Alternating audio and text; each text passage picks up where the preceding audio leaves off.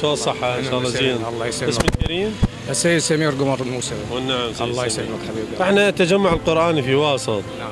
برنامجنا الناس والقرآن الكريم. شنو رأيك بالحركة القرآنية في واسط مثلا؟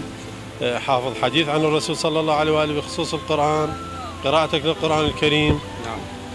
الحركة القرآنية في واسط الحمد لله شكر يعني مبادرة حلوة جدا. واضحة يعني. واضحة وإلى تأثيرها بالمجتمع الواسطي. جيد.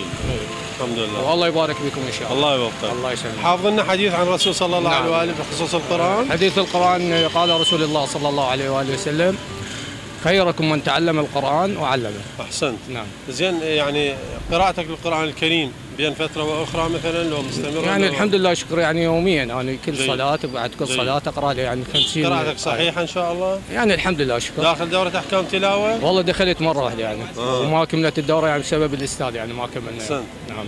زين تقرأ لنا سورة الفاتحة؟ إن شاء الله. أعوذ بالله من الشيطان الرجيم. بسم الله الرحمن الرحيم. الحمد لله رب العالمين الرحمن الرحيم مالك يوم الدين إياك نعبد وإياك نستعين. نعم. اهدنا الصراط المستقيم صراط الذين أنعمت عليهم غير المغضوب عليهم ولا الضالين. أحسنت يعني قراءة جيدة ولكن كلمة عليهم هي عليهم بالكسر. نعم. كسر الهاء. نعم. عليهم. زين شو اسم سورة يعني سورة الإخلاص يا هي أي سورة بالقرآن؟ التوحيد. التوحيد يا هي اللي تبدي بيه من؟ قل هو الله أحد. أحسن سيدنا. نعم. شكرا جزيلا لمشاركتك. العفو. وعندنا هدية مقدمة من التجمع القرآني في واسط لمشاركتك ويانا. شكرا جزيلا. الله يحفظك سيدنا. الله يبارك فيك. أشكرك. الله يحفظك. الله يحفظك.